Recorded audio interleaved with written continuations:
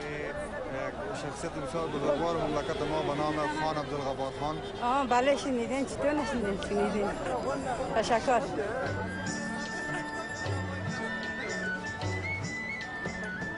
خان عبدالغفار خان د پښتنو یو مقتدر مشر و چې په تاریخ د افغانستان کې دغه نوم په زرین کرښو باندې نوشته شوی.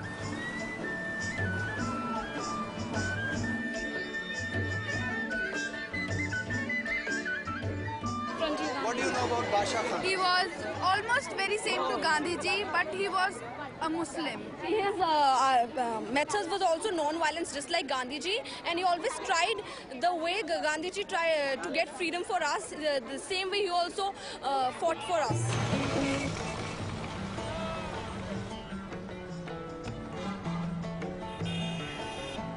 बादशाह खान जी एमपी कायद लीडर पाते शوی دی د پښتنو مشر او پورا پاکستان د ترقۍ لپاره ډېر کارونه چې کړي دي.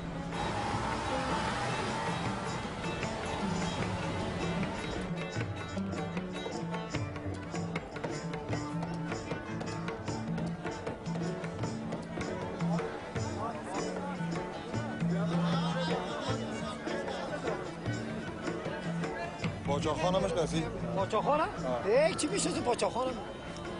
فرنٹیر گاندھی رو میشناسی؟ نه والا. خان عبدالغفار خان. نه بیادا. ما از این پیش خونه از این پیش نوازم. نه نمیگم مرد تو. نه نمیگم به تو مرغ سوداشه خیلی.